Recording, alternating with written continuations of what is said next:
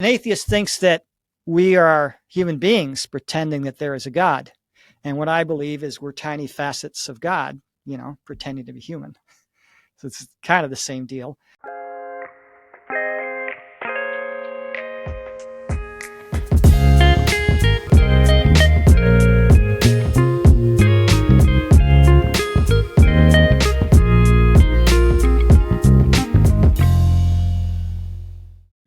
David Suich, welcome to the show. Thank you so much, Boo Boo. It's a pleasure to be here on the Broader Lens. Yeah, thank you. We look forward to helping us develop a broader lens with your beautiful message. David Suich is an author of God Took My Clothes, near-death experience researcher. Is that correct? Yes, I've been researching near-death experiences for about 15 years. At the time I wrote my book, I had heard around 700, and now it's probably around 1,200, but I really don't know. I stopped counting after I wrote my book. Well, really quick, basic question. What is a near-death experience for those who may not know what that is? Well, near-death experience can be kind of a misleading term. A lot of these people actually die. No heartbeat, no brainwave activity. But for the purposes of the way we talk about it in spirituality, a near-death experience is when somebody, the spirit leaves their body and they have some sort of experience in the afterlife, and most of them have positive experiences. Only about 5% were negative. And then they come back to talk about it. And so true death is when this silver cord that connects your spirit to your body breaks. So from a human standpoint, it's a death experience. And from a spiritual standpoint, it is a near-death experience. Those who have seen that silver cord connecting their spirit to their body are told that, if that breaks, it's permanent. You can't go back to your body. So every testimony I've ever heard, that cord stays intact. They can go back to their body. I listened to you explain how you heard a atheist share his near-death experience. Is that correct? So I guess my question is, who were you before hearing that message, and how has that changed your life? Well, I was brought up Catholic, and then at age 14, I sort of converted to what would be called a born-again Christian. And I think Christianity and Catholicism are wonderful religions. They're focused on love and forgiveness and peace and kindness and so forth. And then I had some chronic pain that got worse, and it was going on for many years. It caused some pretty severe depression. And for a while, I couldn't work. I couldn't do much. And I clicked on a YouTube video, just a random video in my feed. And this is back in 2007 when YouTube was fairly new. There were hardly any near-death experience testimonies on YouTube. Now there's whole channels like yours that talk about spirituality and things like that. And it was an atheist who had a near-death experience and realized, there really is an afterlife. And his story was kind of incredible, and he seemed real genuine. So I started investigating it. And the changes that it made, I never, got into it thinking, I want to change and become a different person. But if you investigate these things and you see the genuineness on these people's faces as they talk about their testimonies, it's pretty common for somebody to talk about the beauty of heaven and start to cry because it's just that good. I mean, it's love beyond human words. And so people who have near-death experiences tend to come back from their NDEs and whatever it is they were chasing in their life before, whether it was, money or a career or politics or a certain hobby or something like that, that kind of tends to take a back seat, and the new focus of their life becomes serving humanity and having meaningful, loving relationships. And they become less materialistic and more altruistic. They tend to change careers. One man who was involved in organized crime became a counselor for young people who were in problems with the law. Another man who was a policeman became a teacher. The first testimony I ever heard, he was an art teacher and an atheist, and he became a pastor in the United Church of Christ. And so it tends to make people, much more loving, open. They tend to roll the dice and take chances more often than they did before. Their fears kind of diminish. They're not afraid to try new things. They're not afraid to fail. They tend to live in the moment. A lot of the times we spend, me included, I spend time, being upset about what happened yesterday, worried about what's going to happen tomorrow, instead of just paying attention to the moment. And near-death experiences are pretty good at that. And so all of these attributes that people who have NDEs take on, people like you who have a spiritual channel, or people like me who investigate NDEs, these same things happen. So, my relationship with my family members healed.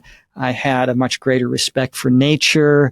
I changed the focus of what I was doing. It wasn't all about career and making money and going on lush vacations. It became more about making a valuable contribution to humanity, becoming the best version of myself I could be.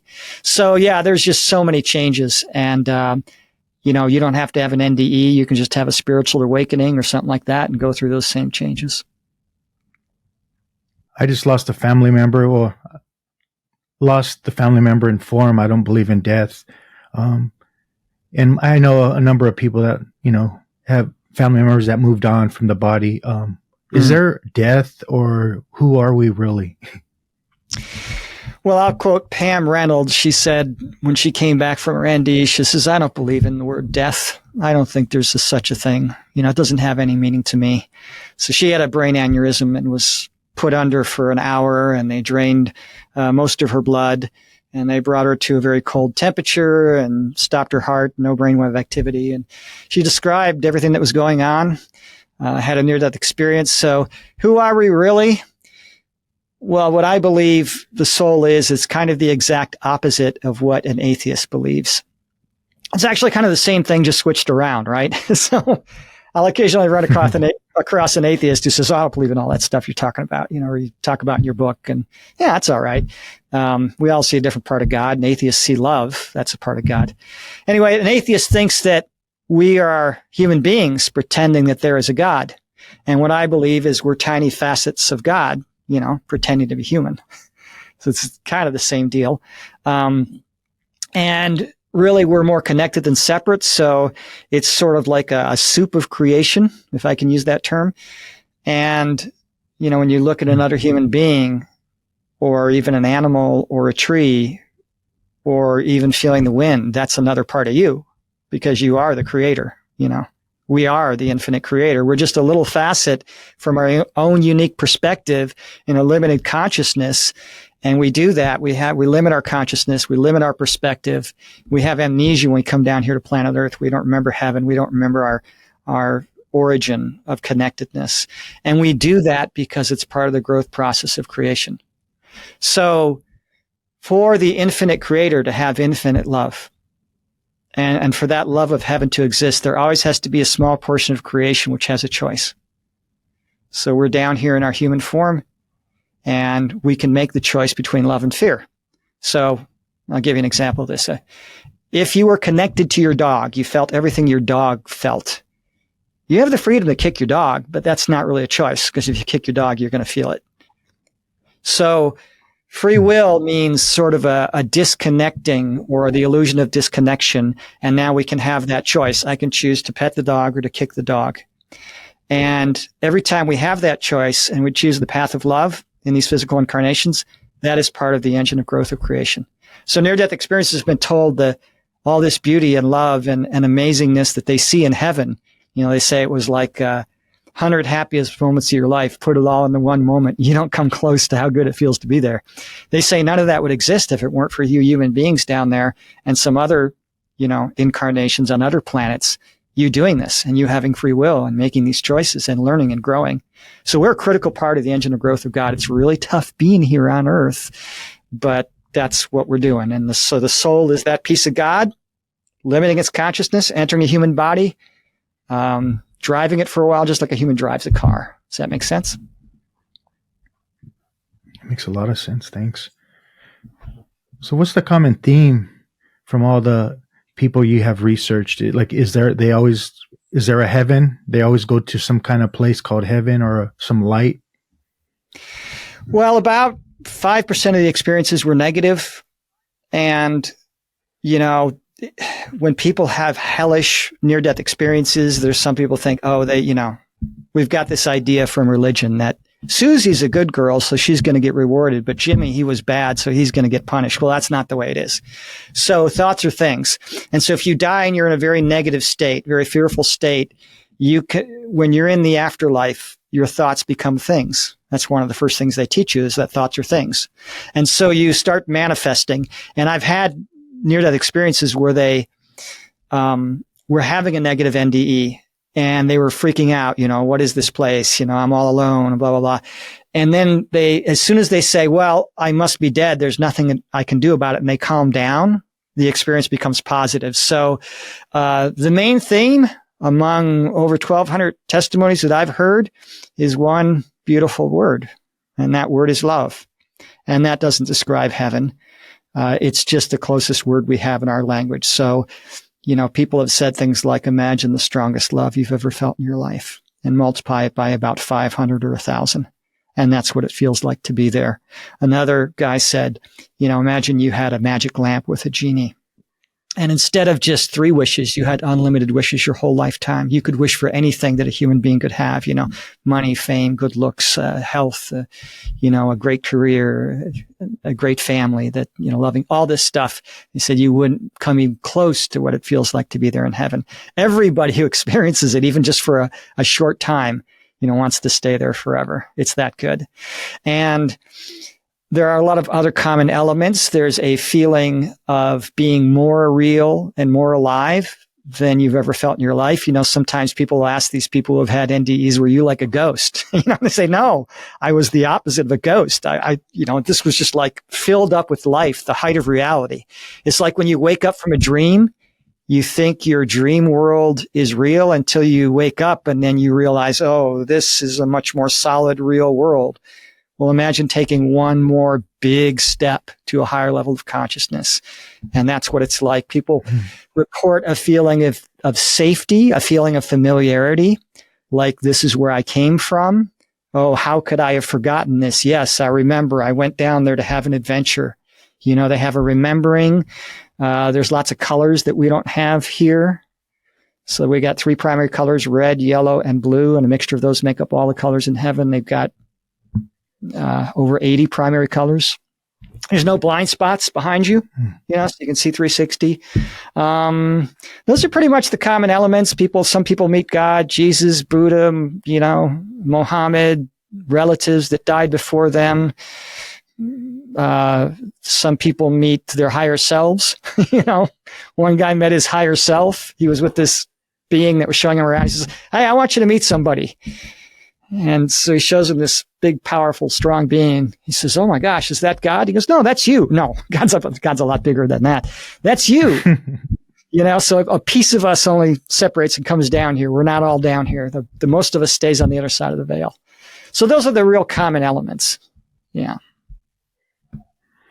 Yeah, I love that, because when I started to live on a spiritual basis and learn how to apply principles, spiritual principles, if you want to call them that, it brought me more to love, compassion, understanding, forgiveness, and kindness and service to humanity, versus without those principles, I spelled it backwards, EVOL, and it sounds like evil. And I became very selfish, self-centered, full of fear,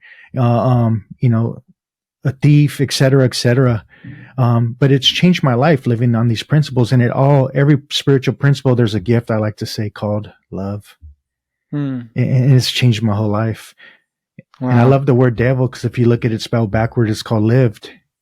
And a life well lived is a life living on a spiritual basis. But when I don't live with those principles, I become the devil. I become very evil, and just very negative person. So, I appreciate that. You also brought up, people seeing Jesus. One time I went to a Unity church, and I love Unity church because they're very open. I pop in every once in a while to a Unity church because they're open to all teachings. But the Reverend was reading something about a near-death experience where they saw Jesus in heaven, and people were asking questions. But I asked, well, what about on the other side of the world where people see Krishna or Buddha or Muhammad, like you said? Because why does that happen? It's weird, huh? Well, it is at first. At first I thought, here's a conflict, something's not making sense. Shouldn't it be a cookie cutter response? And it's like, well, no. So heaven creates an environment that's going to make the individual feel comfortable, and they'll give the individual the exact experience they need for the advancement of their consciousness. So just like some children learn because they're visual and others are audio, some people who are familiar with Jesus, they'll meet Jesus. One guy, he really liked Peter, the apostle. And so when he got to heaven, who was there to meet him? Peter, and that was kind of funny because he said, he was a bit shaggy looking. So you can appear any way you want in heaven. So Peter probably appeared like he did on earth as a fisherman, So, and then, people have met, if you love your grandmother, you were really attached to her, she'll come in and greet you. They're going to make an experience where you feel comfortable. They really care about us. And so they go through a lot of lengths to make us feel comfortable. As a matter of fact, the first ND I ever heard, Howard Storm, he was an atheist, and he was with Jesus and I think 7 or 8 angels or spiritual beings.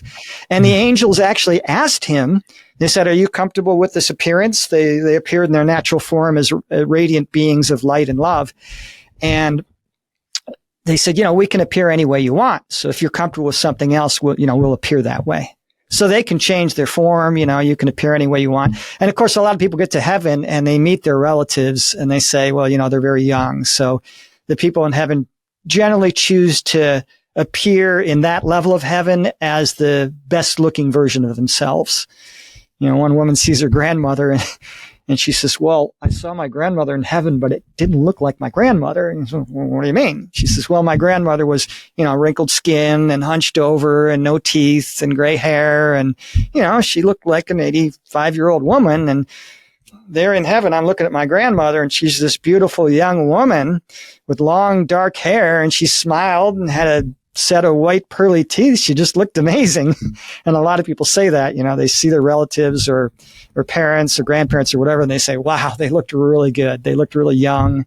Yeah. So it's quite amazing up there. I'm looking forward to getting back there someday, but I do realize the importance of life here on the earth. So I'm trying to make this experience go as long as I can. I know the spiritual teacher Eckhart Tolle says, man made God in the image of man. Thich Nhat Hanh, the Zen master who recently left his body, said the same thing. And the oldest version I found is in the Gospel of Philip. I believe it's in the Gnostic text where it says, man made God in the image of man. And I found that interesting. So I guess my question is there such thing as sin? Do we get punished or are we judged by this judging God? Or is it wrong if some people are gay? Or is there just this judging God, like we're going to get sentenced to hell or something if we're sinners? Oh, absolutely. There's a point system, and if you don't qualify, you're out. No, there's no judgment from heaven. So, the mind of God is not the mind of a human being. And we tend to take human attributes and project them onto God. The idea of punishment for bad behavior, that's a human attribute. That's a human concept. The idea of a reward system, for good behavior, that's a human concept. So the mind of God does not have anger or judgment or anything like that. It only loves. Now, we'll go through a life review, and we tend to judge ourselves. So you go through this life review, and you go through, some people just have highlights. Other people go through everything they ever said, thought, did, and felt, with a difference. You not only remember perfectly or re-experience as if it was happening again, what you did, but you also experience it from the perspective of the people around you, as if you were them. So, if you give a meal to a homeless person who hasn't eaten in 2 days, you might just think nothing of it. Just handed them a sandwich or something. And then you're on your way and you forget about it. Well, in your life review, you'll remember this guy's hungry. All right, well, I'll give him something. Like it was almost like nothing. And then you'll be him. Oh my God, I haven't eaten in 2 days. A sandwich. Oh, thank God. And you'll feel all those good feelings of eating something and not having it eaten in a few days. So no, there's no judgment. People asked about being gay. I think out of the 1,200 testimonies, I've heard probably 60 or 70 from the gay, lesbian, LGBT, whatever the letters are, community. And they don't care. It's almost like, what flavor of ice cream do you like? What kind of car do you want to drive? What kind of partner do you want to have? We don't care about the sex. Now, that was kind of a shock to me because I'd been taught by religion it was wrong to be gay. It was sinful. Mm. And then in these near-death experience testimonies, I remember the first guy, he had a car accident and he had been a gay man. So he was being taken around heaven by these three angels. He finally asked them, he was feeling guilty. He's like, well, is it wrong to be gay? And they laughed and they think, well, who do you think made you the way you are? So no, we don't care about that. I mean, they care about the way we treat our partners, definitely. Yeah, I recall one woman who was a lesbian. She was going through a life review, and they never mentioned the fact that she was a lesbian. But then when she had cheated on her partner and really hurt her, and they, that kind of grieved them a bit. They wish she had, handled that better. And so all they care about is love. There's no judgment. And we came down here to experience duality, to have the choice, to act out in love or fear, or to be good or evil, or to do good or to sin. And that's all sin is. It's a choice that comes out of fear that's not for our best raising of consciousness. But even the fear is just, it's almost a preparation, and even that side of the equation helps us get to where we want to be. It's got a point to it. It's got a meaning and a purpose. And so even when we choose to act sinfully, it does help us in the long term. So who's more apt to stay away from drugs? The child who's listened to their parents and they said, well, Jimmy, don't become a drug addict. And he says, okay. And he stays away from, or the person who was addicted for 20 years. Who's more apt to avoid that stuff? It's like, yeah, I'm not going back to that. That ruined my life. And they're grateful for the life they have now.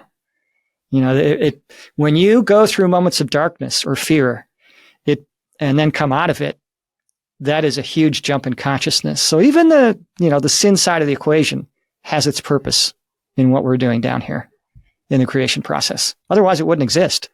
There's a very common phrase, and that is, there's a perfect plan and it's working itself out in its perfection. That's what near-death experiences are told or shown.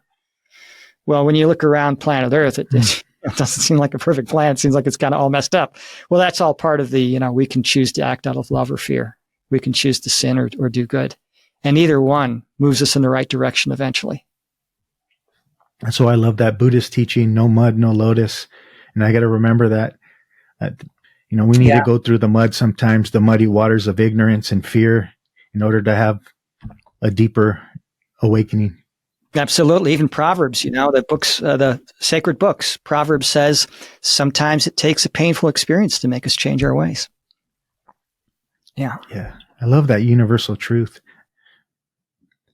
I asked that question about sin. One time I went to a church, and it was a huge church in Anaheim, and I heard the pastor spend his whole service talking about gay people. And I looked at everyone. I was just observing, and it was just spreading a lot of fear, a lot of hatred, judgment. And I went up to the pastor after the service, and I said, "Do you believe God is the creator?" He said, "Yes." Well, if you're hating on the creation, you're hating on the creator. And I love how you verified that. So I appreciate That's right. that. You got to learn to see the God in everyone. You talked about other. Yeah. Yeah. That's what namaste means, right? Yeah. You brought up other beings. Yes. Are there aliens or humanoids or other beings out there? Well, I mean, it all depends on perspective, right? Do you ever see the movie Paul? Mm-hmm. So Paul's this gray alien that comes down, and a couple of guys run into him, and one of the guys says, "Are you an alien?" And Paul says, "Well, to you, I am. Yes." To Paul, he's not an alien. So yeah, there's countless species and, life throughout our universe and galaxy. So one of the common questions, there's no time in heaven. There's no time in the afterlife. So you can be dead 30 seconds or a minute and have an experience that seems like years or can be more extensive than your life was up until that point. You know, the very first NDE I ever heard, Howard Storm, he said his question and answer period, he asked several thousand questions, and it was longer than it took him to get his college degree. Even there's no time up there, you know. So one of the common questions is, are we alone in the universe? And of course, the answer is always the same. You know, they kind of know the universe is full of life, and there's other dimensions, countless other dimensions, all containing their own universes that are also full of life. And so in this galaxy, most of it's humanoid, most of it kind of looks like us, but, you know, there have been people who asked about it and they were shown different forms of life and, you know, so different from us that it got so weird that they said, all right, I don't want to see this, you know, so, oh yeah, there's tons of life. And about 95% of the species in our galaxy are benevolent or neutral, you know, they're not going to go out and harm anybody else. And about 5% are kind of misbehaving and causing some problems. But the lower consciousness 5%, the nature of consciousness is that you can't develop new technologies. There'll be a technology limit based on your consciousness. So they have limited technology, the ones that are causing problems, the 5% in our galaxy. And so the 95% are kind of doing their best to give them free will and, you know, cause some problems, but they kind of keep them in check from, you know, creating too many serious problems. And so it's a pretty safe place overall to be.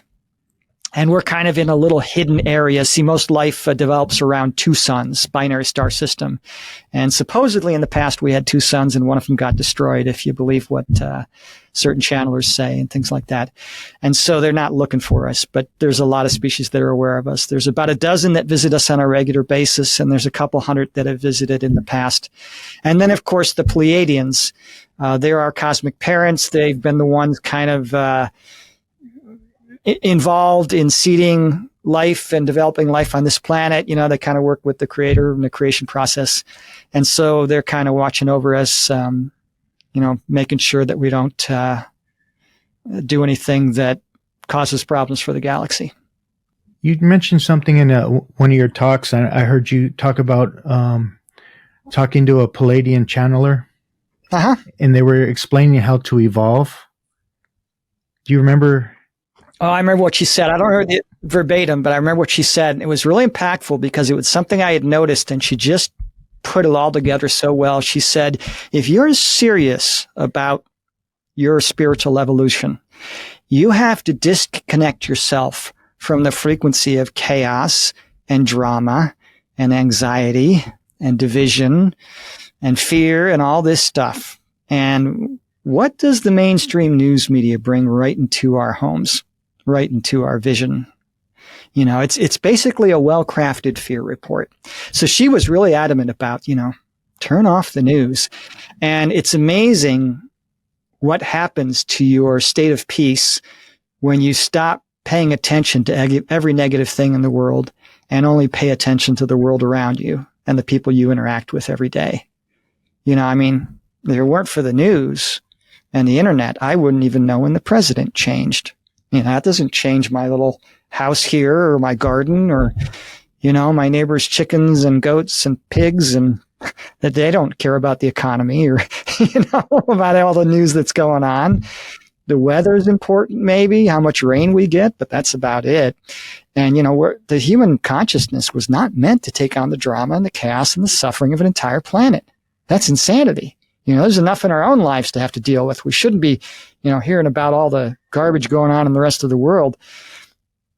You know, we don't have to fight the darkness, and so we don't need to know about it. All people have to do is shine their light, be the best version of themselves they can be. Be kind and compassionate to the people you come in contact with every day. That's a big enough challenge for me as it is. You know, I don't need a world of drama and conflict. So I pay attention to just my little world.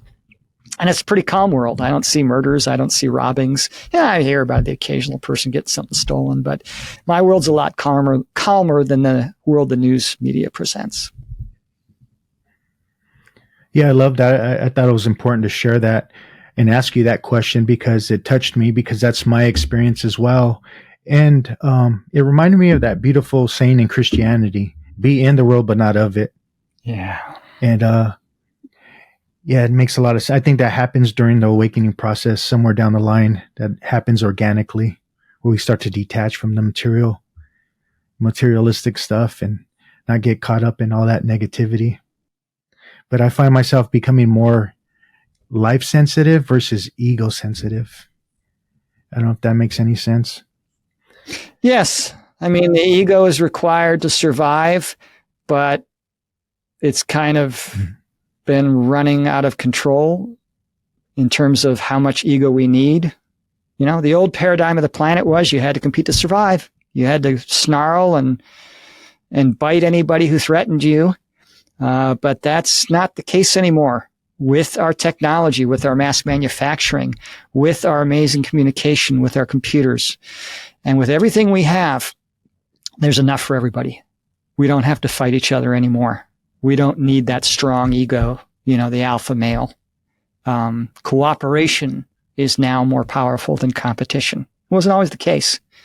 You know, if you were a cooperator in the past and you didn't compete to survive, you were going to die 500 years ago, 1,000 years ago. You know, you were foolish if you didn't take from others when you could and make yourself strong. And that's just not the case anymore. Our strength as a species comes from cooperating. You know, we don't have giant sharp teeth. We don't have big claws. You know, a chimpanzee that's lighter than a human's probably 5 or 10 times stronger than us. We made ourselves the dominant species on the planet because we cooperated. We help each other. We come to rescue when somebody's injured or hurting. You know, that's built into our DNA. The vagus neuron, you know, you see somebody performing an act of generosity or kindness towards others and it wells up your heart and you go, oh my gosh, that's built into our DNA. We were made to be a community, to cooperate with each other, to be our brother's keeper. And it's our strength now. It's not a weakness. And so the faster we learn to cooperate, the sooner the new world of love is going to come. And it's coming. You know, there'll be a world where there's not war anymore. But we've got to drop this idea that we have to fight each other to compete for resources. I always say the ego's not your amigo when you're unconscious of it. But once you become more aware and more conscious of it, it becomes more a healthier ego. The little I versus the big old egoic I. Yeah.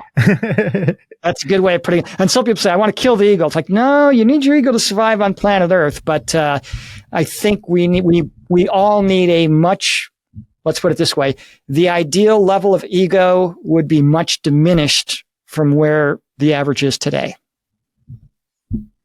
So yeah, we need to bring that down a notch and recognize our common connection. You know, you help one human being, you've helped the whole because we're all connected. You harm one human being, you harm the whole because we're all connected. And when we realize our common connection is a worldwide culture, you know, we're not going to let things happen like 50,000 homeless people in the streets of Los Angeles. That's low-hanging fruit. That's very little effort and very little money to bring hope and joy to those people. And they all affect the whole. So that's not going to be allowed when we're aware of our common connection. Those people will be swarmed with help and showered with love. And they're not going to be left out in the cold. That's going away. I don't know how many generations it'll take, but I can't imagine it lasting another 50 or 100 years. That's going to go away. Yeah, I just got back from Los Angeles area. I grew up in the Port of Los Angeles, the harbor area, they call it. And, you know, right there in where all the docks are. And, San Pedro, Los Angeles. Yeah, there's so much homeless. Yeah. Yeah. There's a lot of homeless there. And, I seen a guy, older Mexican guy, all tattoos and pushing this little white lady that's probably in her 60s and it made me cry. Like I had a tear come down as I'm driving because I could feel their suffering. It feels like, I'm more in tune to that because we're all one. You could feel it when you're fully in tune to yourself, to the self with the capital S. Like you could feel the suffering in others. And it's like, it's hard for me not to want to make change. You know, when you're in tune to the oneness or in harmony with the oneness of life, you know, versus being in the unconscious ego, you know, identity where, you know, I, self, me mentality. Like I'm no longer in that anymore, at least not in a deep sense like I once was. Yeah, it's hard to come out of it. It's hard to get away from that. That's something I still struggle with today. You know, after everything I've learned, I still struggle. But I'm doing a lot better. Yeah. Yeah. Takes time.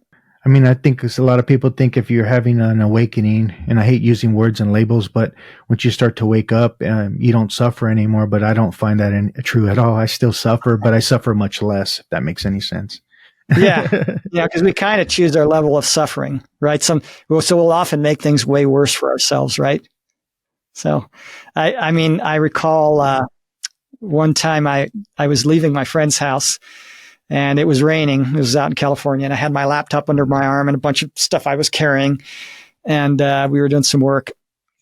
And he runs out to ask me something just as I'm opening the hood of my car.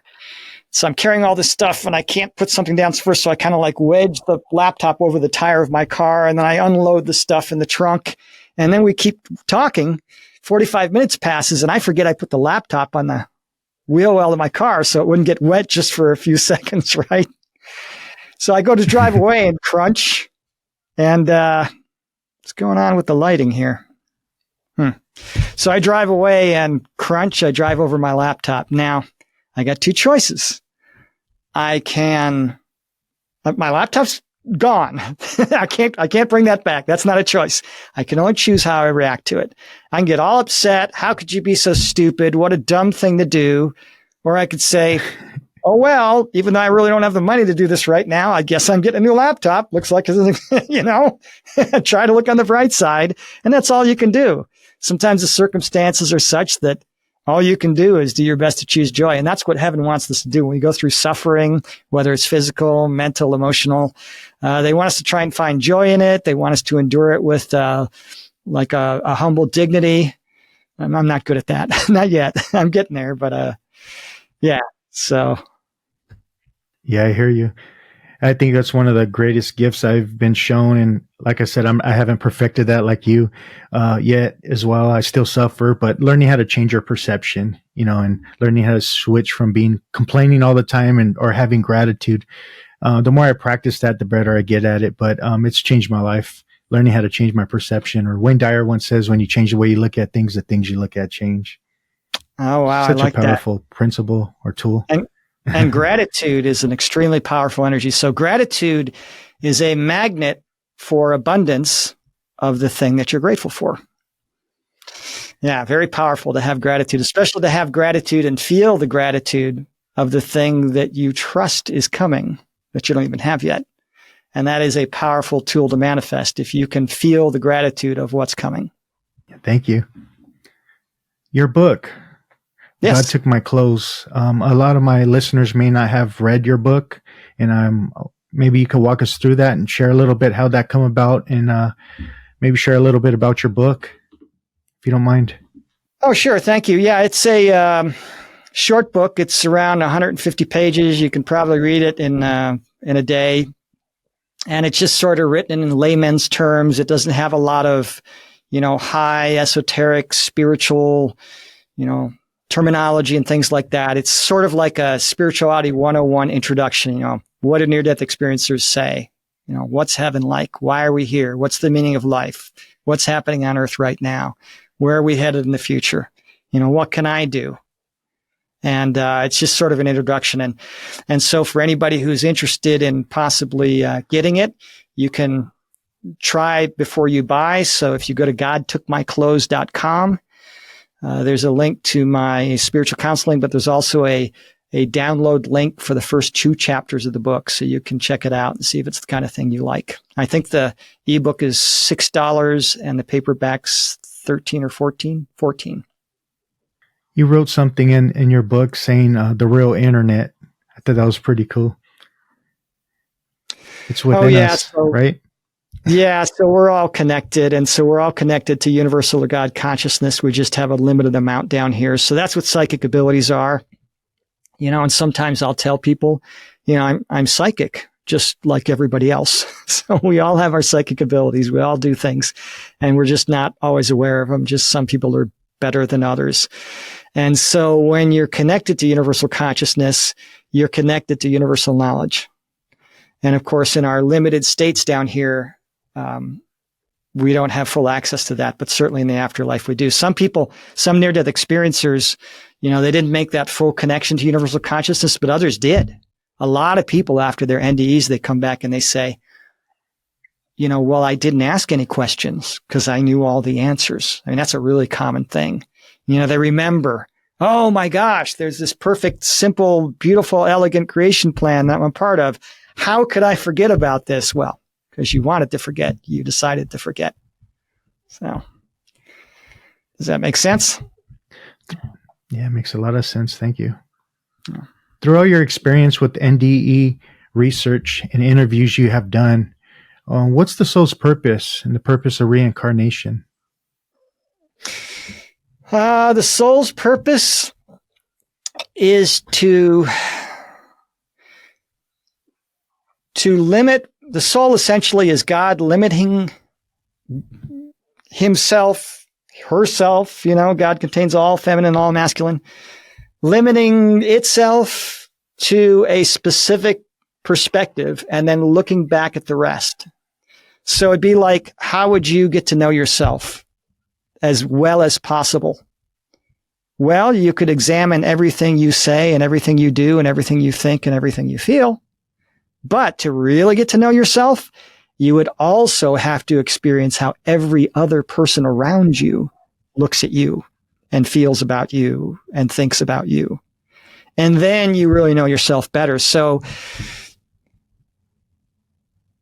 the all-powerful creator that knows everything that is, will be, and has been, how does that creator grow? Well, the creator has to put themselves into a limited consciousness, and that would be called the soul. And so that tiny little part of creation has the illusion of separateness or partial separateness. I really don't have words for it because we're all connected yet separate at the same time. And it's something human beings don't get in our 3D consciousness, but it is a simultaneous thing happening, a separation to connection. And so the best analogy I have is the engineer at Disneyland. Okay, so if you are the all-powerful creator and you know everything, how would you change or grow or get to know yourself better? Well, there was once, of course, there's no such engineer. This is just an analogy. But let's say there's this engineer who graduates, and this is back in the 1960s. And Disneyland out there in California is kind of new. And he gets a job at Disneyland. He's involved in all the designs and the rides in the park, and he works there for 50 years, his whole life. And he knows every ride. He's been on every ride a dozen times. He knows all the schedules and the nuts and the bolts and, how the park operates. There's nothing new. I mean, he knows that place better than anybody on earth. Well, let me ask you this. Does he experience, when he goes to Disneyland, okay, here it is, he retires, and his family says, hey, let's go to Disneyland. And he goes to Disneyland, and he takes his 10-year-old grandson with him. And his 10-year-old grandson's never seen Disneyland and experiences it for the first time. Is the grandson's experience in a way superior to the engineer's? Oh, yeah. It's this wonder and joy of experiencing Disneyland for the first time. And the old engineer, the old retired engineer, he can't experience it that way. But he can if he's all powerful. What if he could limit his consciousness and say, I'm going to limit the knowledge I have about Disneyland, severely limit it. I only know it's a place that's kind of cool and I'd like to go there. And I'm going to have amnesia and not remember anything about the hundreds of times I've been on every single ride. And then he spends that whole day in the consciousness of a 10-year-old child exploring Disneyland for the first time. And at the end of the day, he's him again. But out of the hundreds of times he's been to Disneyland, this last time was really special. He enjoyed it the way it's supposed to be enjoyed, like a child finding the wonder and awe of this amazing place. And that's what God does. Limit your consciousness, have amnesia. What would I do if I was a human being in this scenario? How would I act? And then there's growth and learning that comes from that. And then a human being goes back and connects with divine consciousness, and that knowledge goes into the rest of us. I really think that that's part of that perfect divine plan I've heard about, but I'm only guessing. So that's the best I can do in terms of what we do. I love that analogy. Yeah. Do you believe we're having a collective awakening or a shift coming soon? Yeah, we're in the middle of it. Absolutely. So we're in the middle of what's called the Great Awakening. There's been many souls on this planet who have been here for many lifetimes working on it for thousands of years. And we're getting very close to the grand finale. We're only about 150 years away from what I like to call the new world of love. So near-death experiencers have had this described. They say that we're going to be living in small communities of around 100 to 150 people. And there won't be a whole lot of technology. There'll be some technology produced remotely in automated small cities with a few people manning them, but we'll live in these garden-like communities where we communicate with nature. There's no doctors. The community, gets around somebody who's sick and heals them with the power of consciousness. We have that ability today. We just have to develop it. And so it's just going to be this peaceful garden utopia where the entire world culture is focused on teaching children about God, love, science, nature, and themselves. And we're going to be cooperating. We're going to have friendships and relationships with other species. We'll be spacefaring species at that point. So think about the world 150 years ago, how different it was. No electricity, no iPhones, no communication, no telephones. I mean, maybe you'd get a newspaper, from that's 3 months old once in a while, and you can find out what's going on in the rest of the world. Mostly farming. Really different world. It's going to be that different 150 years from now. So there's a great awakening happening. So what's happening is the old way of doing things is going away. So that competition, alpha male, fight to be the leader, and then we're going to do things my way, that's going to go away, and it's going to be replaced by group consensus, communities running the place. There won't be a need for politicians and leaders. And we're seeing the beginnings of this today. So there is a co-op company in the Fortune 100, one of the 100 biggest companies in the world. So you see co-ops that are owned by the employees and the customers, and you're seeing things like that start to sprout up, and that's going to happen more and more. And then politicians will start getting elected based on integrity. There'll be integrity in business. So there's going to be a big shift. It's not going to come gracefully. There's going to be lots of chaos and drama and suffering between now and then, but what they say, and there's no set timeline, but what near-death experiencers say is that in about 150 years, there's going to be this new world of love that's going to be so different that if an alien showed up to the planet today who had never seen planet Earth, he'd look around and he'd say, oh yeah, you guys are going to kill yourselves. You're trashing the planet. You're fighting each other. You got these nuclear weapons. You can't get along. You're out of control, production. And yeah, you're not going to make it. And then if you came back 150 years, oh my God. What do these guys do? They clean this place up. Wow. They really made some huge changes. How did they do this so fast? That's what it's going to be like. So when you make a fast change like that, there's chaos and suffering. So we're going to go through some chaos and suffering, but nothing that we can't handle. We've been through bad times before. World War I, World War II, the Black Plague. It's nothing new to humanity.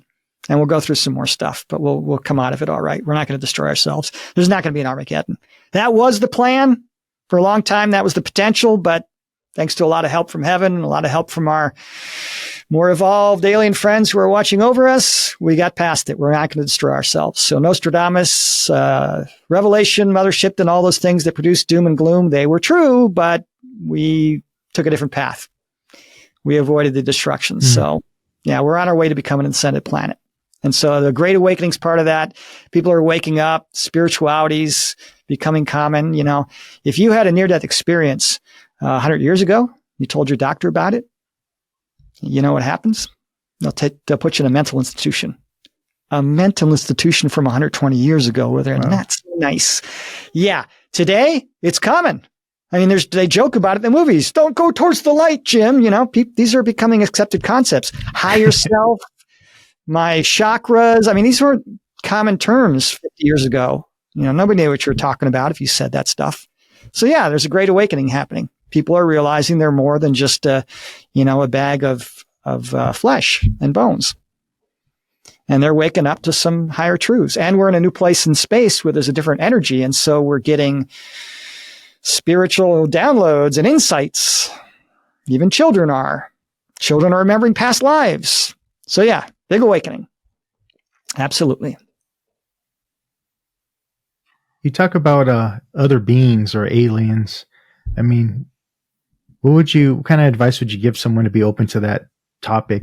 Because someone might immediately say, we haven't seen anything.